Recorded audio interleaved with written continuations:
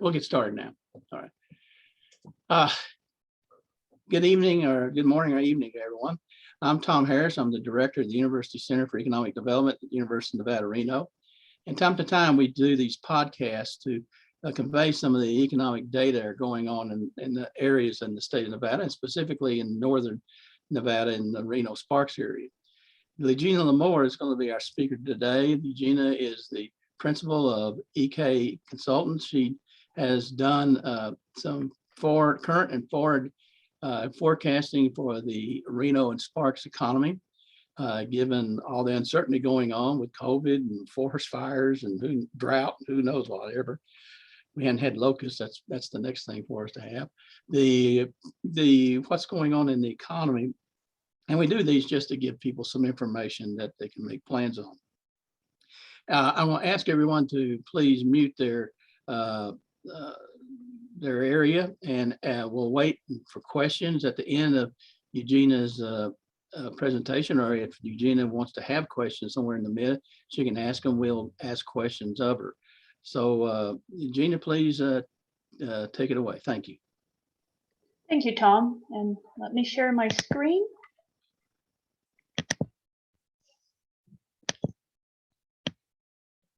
I'm assuming everybody can see this.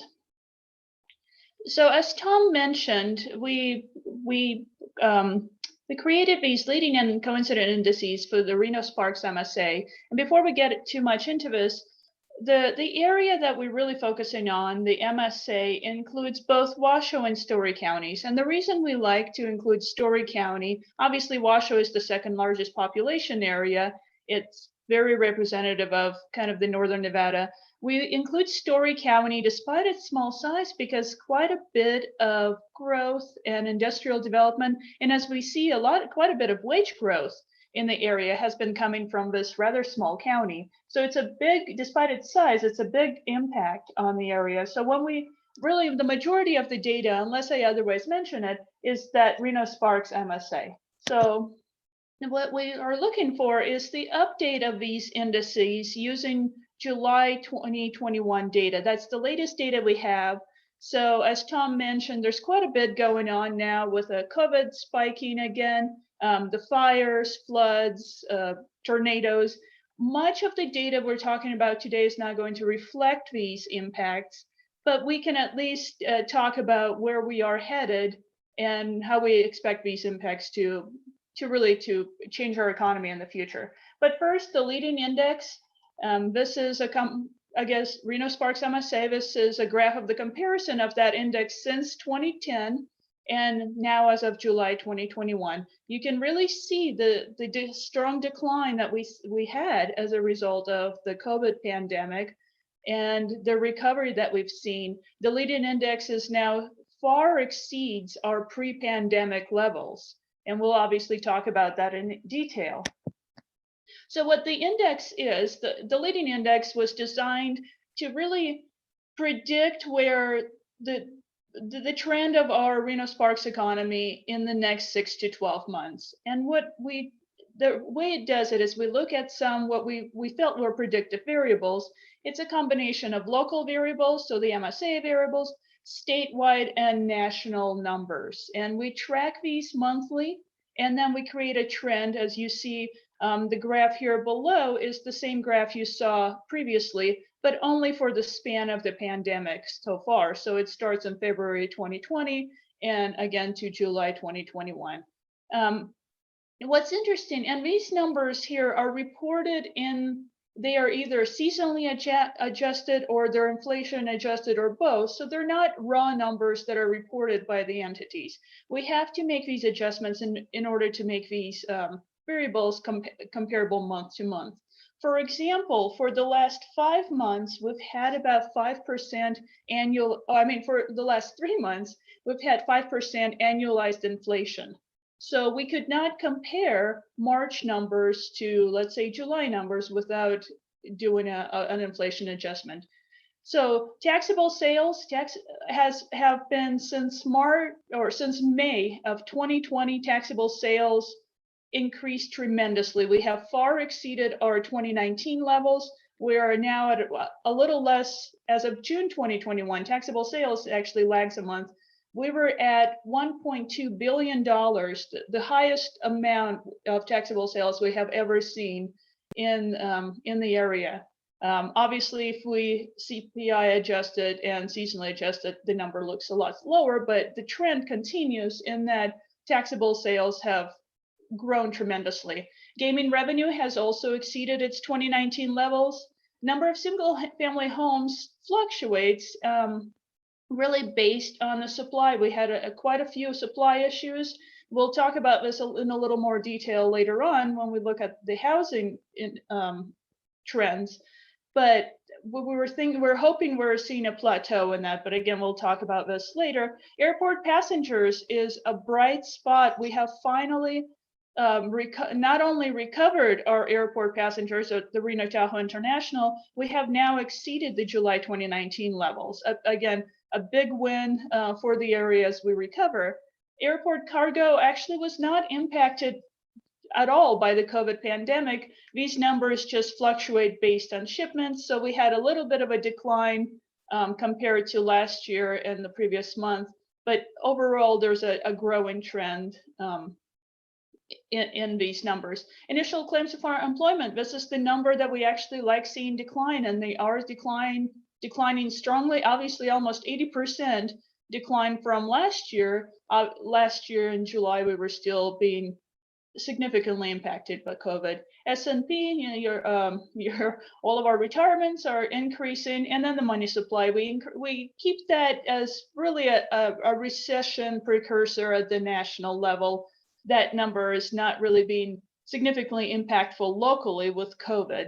But overall, the leading index, as I mentioned, it continues to grow, where we have very bright hopes for the economic recovery and growth in the region, barring a huge spike in COVID, another closures, something that is more medical, again, as the original COVID recession was, rather than an economic impact. So pretty bright numbers here. Of some concern is as we move to our Coincident Index, which is a combination of two employment trends. One is Laos and CES, the way the employment is being reported. One is at-home employment and one is travel for work employment.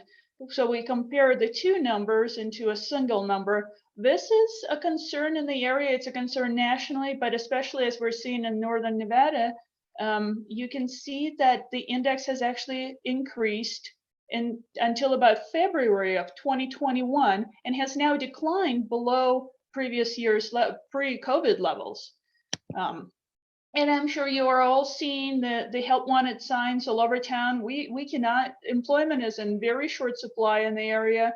Again, we're only looking at July numbers, but we are, if seasonally adjusted, both numbers are below both, well, they're above COVID numbers, 2020, but they're below 2019 numbers.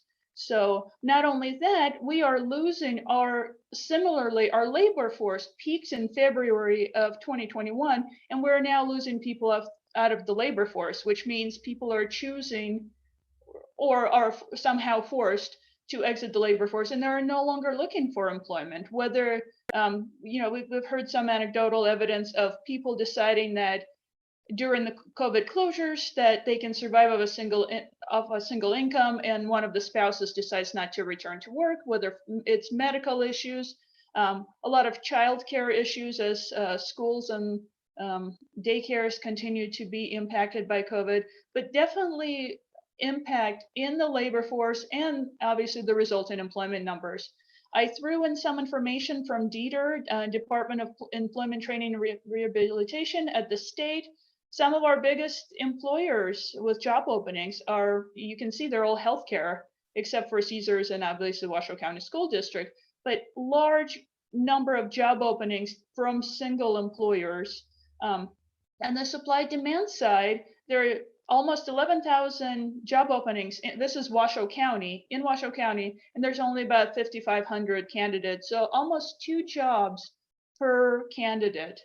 But reflecting the declining labor force, RenoSparks MSA unemployment rate is 4.9, only slightly above the natural unemployment of about 4.5%. So not only are we not having people able to work, but they have left the labor force, which makes our unemployment rate look okay. But again, that's an issue. The benefit of this is the increase in wages. Our average hourly wage in Washoe County is now $30.45. If we add in Storey County, as I said, they're a big impact on our wages. It raises our wage by over $1 an hour, just due to the high wages in Storey County, primarily the Tahoe Reno Industrial Center. And we're only about $2 below the national average of $33.48. Higher than the rest of the state of Nevada. So good news in the wage, there's quite a lot of demand for employment, which is driving wages. And this is a separate index that we keep, but since housing continues to be an issue and a concern in the area, I wanted to discuss this. This is our Housing Affordability Index, and it is updated quarterly rather than monthly. So the latest numbers we have are from the second quarter of 2021. And what it shows, it compares, basically the index measures how much income a median family needs based on their median family income to afford a median priced home. So the second quarter 2021 index shows that a median family based on their income can afford 81.62% of a median priced home. So they're about 18% short of being able to afford such a home. The issue is this index has been declining in the past as the home prices increased. What has kept this index from declining too much was median family income has been increasing, but also low mortgage rates. It will be interesting to see, with the expectation is as the national economy requires, especially with the inflation pressures, we're going to expect that interest rates are going to increase, which will further decline this, the affordability in the area. Below are some of the numbers, some home pricing information from Center for Regional Studies from Brian, and also rental information from Johnson Perkins that shows that prices, both home prices and rental prices, are increasing in the area. Again, what's interesting is in the last 3 months, we have housing prices through August. Now, August, June, and July, the median home prices have actually stabilized. They have stayed at about $530,000. We are hoping that we are finally hitting that affordability level that we have really waited for quite a number of years to hit, where prices stabilize. We don't expect prices to fall. We just expect them to start increasing at a decreasing rate, right? So instead of double-digit increases, hopefully we get to that number that Brian Bonifant always talks about of about a sustainable 4% per year in price increases. So wages can start catching up and affordability begins to improve. So that's all I have today, and I'll stop screen share, and I can answer any questions. Yeah, anybody have a question for Eugenia on these data? I'll start off, Eugenia. The incomes, the combinations, do they include the tips? When Dieter reports it, it's up to the companies to report this information. They're supposed to. Tips are kind of a weird animal in that they're primarily estimated by the employer using industry data. There's very few employers that actually require the employees to report the full amount of the tips. So yes, and it's most likely relatively closely estimated, but not exact numbers. Talking to people and like you do in the city, where there are moratoriums ending, the $300 supplementary is going out. And also the rental stuff. To me, one of the things, we've got an artificial supply of housing and apartments. Maybe if the thing opens up, you'll get more and maybe have some downward pressure. What have people been saying about, let's say, number one, the $300, letting that expire? What are people saying that might happen to increase maybe employment in Washoe County? There's been actually an article just came out this morning that talked about some of the states that reduced their supplemental unemployment earlier than we did. And there are reports initially that it did not impact employment significantly. Now they're coming out with a second wave of funding that's saying that the employment in those states has increased. Right. So we do expect that as the supplemental unemployment ends, that we'll see a little bit of or at least, I don't know, a little bit, we'll see some increase in employment. No, talking to Dave Schmidt, it's kind of a mismatch of talents too that's happening. And honestly, if you're an engineer and you're laid off, you're not going to become a barista, but you may want to wait until things open up and you take the higher paid job. The other thing, the rental assistance program we're leaving. What have you and Brian work with the real estate folks? What have they been saying? What the impacts of that might be? We've talked to a rental management company that actually said they have kept some of their vacant properties off the market because they were afraid to rent to somebody who might enter into somehow be able to not pay rent. So if that's one company, it's not obviously a data set, but if that's happening, then we're losing supply off the market just for policy issue, not economic issues. I agree. It's more convoluted because it makes sense. And they're also, if these people do have to leave, that opens up the supply of other things too. It's not as simple as people look at it. I think it's going to be kind of an interesting type of change going on in the retail market, the housing market because of this. The other thing is also, I know Californians coming over has that, I don't know if the data said anything about that maintaining itself, decreasing, or are they still buying up a lot of the housing property for investments? There was never really great data collected. We have some information from the ACS and some from the IRS as to who's really buying the homes and why, but obviously anecdotally, quite a bit of California movement here. I think we're going to see quite a bit more of it with the fires. Yeah. I know we were just doing some research on Craigslist for, sometimes that's the best way to get rental rates for projects. But I've seen quite a bit of people searching for housing in the Reno area from the Dixie fires. Not as much Caldor. I don't think there's. I think there's other, but we're a close market for the Dixie fire, so we may see quite a bit of movement that way as those people are displaced. Caldor fire, I think, is in the Carson Valley brings itself up to us, as well as the Dixie fire is something that could really impact us in some marginal way. But yeah, I agree with you. Correct. And we saw when Paradise happened, we saw quite a few of our construction contractors moving to that area because, you start dealing with insurance. They could, California pricing levels, they could make quite a bit of more money over there. They could do in Reno. So we may see that again as the insurance payoffs start hitting both Caldor and Dixie, that we may see more of a shortage of construction labor, construction materials again. So we'll definitely should feel some pressure from the fires. Sure. Any questions from the people out in the audience?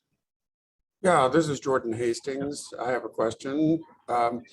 the vast majority of jobs I see advertised are low pay. How can the average be 30 if fast food joints are taking folks in at 10 bucks, 12 bucks an hour? And they can't, and we're actually seeing, we just saw an advertisement for Taco Bell in Carson for $16. I want to say Carson, maybe Douglas County, for $16. There's absolutely upward pressure on the wages, and you're primarily not going to get those employees at our last year's or previous year's wages. What's interesting is we've actually just recently saw a couple of companies advertising directly in Reno High School. This is a wonderful opportunity for high school students to have the jobs that we really didn't have access to when we were kids because of lack of jobs. Now it's lack of employment, but definitely significant upward pressure. We're not going to be seeing $8 fast food jobs. You're not going to find anybody working those. Related question. What do you have any information on what's happening to jobs for people who have stayed in position? I happen to know a few people who have continued to work at their jobs. They were happy not to lose their jobs, have been in places, fast food joints and other restaurant type service. And they were working for $12 and $15 an hour. They had been there for years and years, right? What's the consequence going to be for them when new hires come in at wages they had worked 20 years to get? Absolutely. Theoretically, with and Dr. Harris, I mean, with economic theory, you would expect that it benefits everybody. It depends on how much ability the company has to, do you threaten your employer that now I want to, I may leave too. I need that raise that the new person got plus my years of work. I think it becomes a company by company issue. And how much power do the employees have? Right. Well, not to make a joke, but we might be seeing wages that are sticky upward rather than sticky downward. Mm-hmm. Well, what happens, Jordan, this is something that happens at universities called salary compression, where a new faculty member comes in at a higher than a full professor. And honestly, what's been talking about is people jumping to different universities. Well, the same thing here. You could probably have that salary compression. Now, what happens is the business will have to increase the salaries because people talk over time, and they'll have to increase those also, or the people will jump to hire to a competitor. And of course, when it's that competitor, when he finds out what he's getting, that'll cause the other ones. But that's a thing that we call salary compression. That can happen with this type of low. Number one, always remember is underlying demographics. We're becoming an older and older, and a lot more people retiring, and so that's impacting the labor force. I think Eugenia's right. There's a great article yesterday from Wall Street talking about how much the men are vanishing from universities. It's almost like 40 to 30%. Women are going into the labor force, and this is where I remember in the 70s we talked about the increase in the labor force. Well, this is when I was young in the 70s, and it was because women were joining the labor force. That's why this daycare thing is becoming it's becoming essential. I think labor businesses are going to have to recognize that because women make more and more of the labor force, and they're going to be moving up because if you look at the university system, I think what's graduating in yesterday's article, more and more women coming out than men, and so you're going to have this. To me, that's one of the carriers. But we're in interesting times. The pandemic's going to change a lot of things, how we do things, and other paradigms. But Malika, did you have a question? Yeah, that's somewhat related to what you were saying. I was just curious, Eugenia, if you mentioned that those seeking employment. So as we know, you have folks that drop out of being counted as unemployed because they stopped looking for employment. And you said that that rate shifted, I think it was between like February and July for the Reno-Sparks area.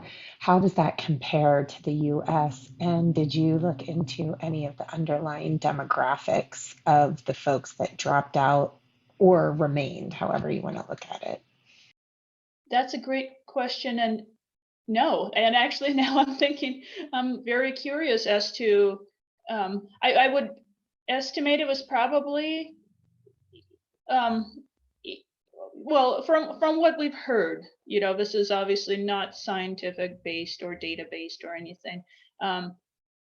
There's people who were near retirement. Obviously, that's always your first wave, is people who can afford to and have been toying around with the idea. So we'll see quite a bit of that. I think daycare was, as Tom mentioned, was a huge issue.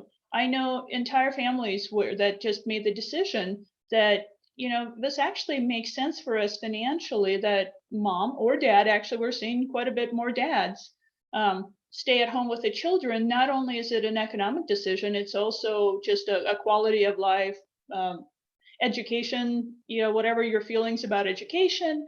So there's some non-economic impacts of that.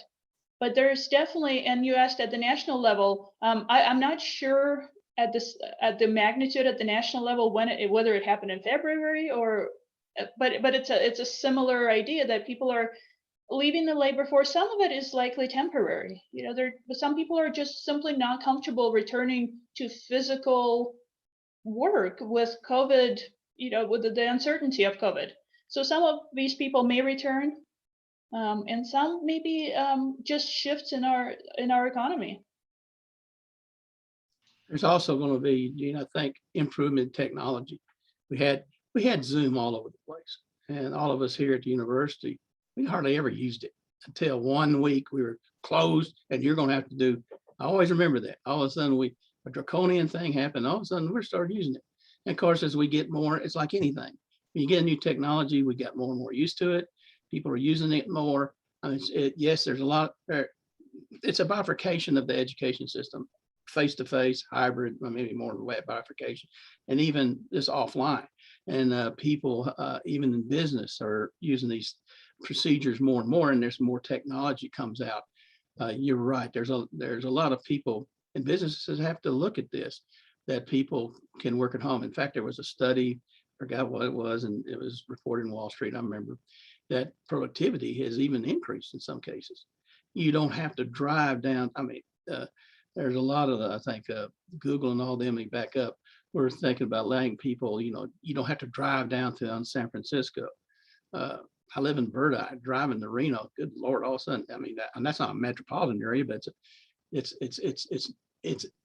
adds to the inconvenience, I think, of people moving to it. And so bankers and all of them are going to have to be more accustomed to these people working at home and making things product.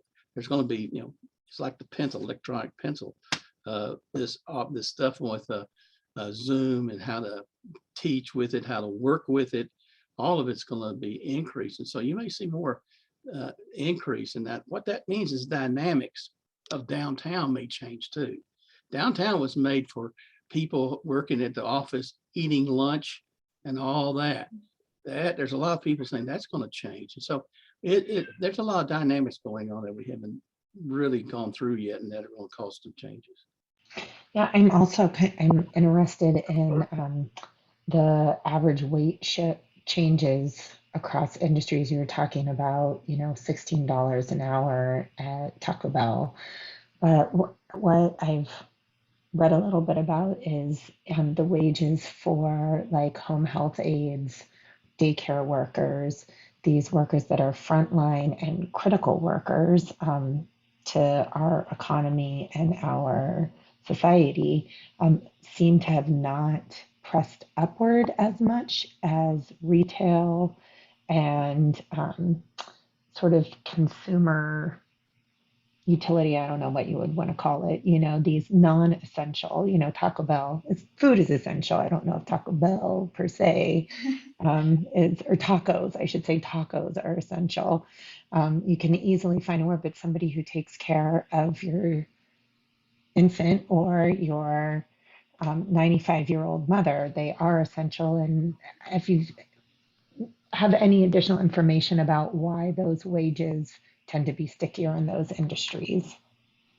We actually, it's a bit of a paradox that the industries that remained open, the essential industries, and did not have that labor upheaval where they had to fire everybody and then kind of restart, those wages did not have to increase. As Jordan mentioned, they didn't have that inflow. And then as Tom mentioned, that wage compression, they didn't have the inflow from new people coming in and pushing the wages up. They didn't have to scramble to replace their workforce. So they haven't had that upward force as much as the industries that, that your entertainment and leisure and hospitality industry. So it's kind of a paradox. The guys that we really need and the guys that we value the most are being undervalued economically.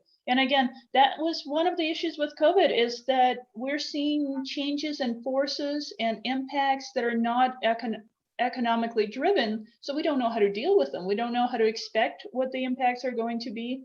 But that's going to be a long-term impact, as nationally the wages in some industries shift, and suddenly you have Taco Bell workers making as much as an entry-level homemade nurse.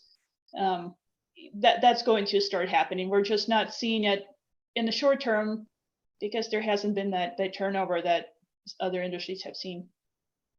The other thing we may be delayed, but as we all know, if this big infrastructure bill passes, there's going to be an increase in construction demand, construction workers. And we have to be aware that I think our workforce will have to upgrade, because somebody building a carpenter in the house is not the same skills as somebody putting pavement on a big highway.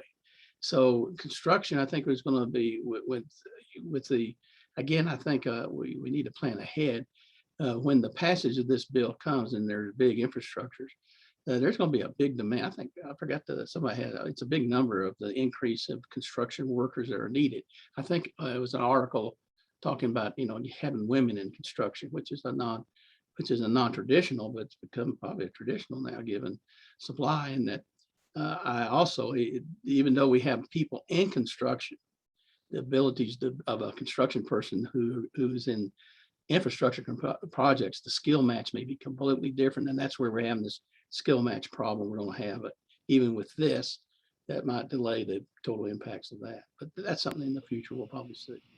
But notably, I'll just mention with the infrastructure bill that human infrastructure was purposefully left out of that. And so there was a push, and it seems to be, well, politically motivated. I don't know. There was definitely a strong contingent of folks who did not want funds included for things like childcare and home health care. It's just a different dynamic.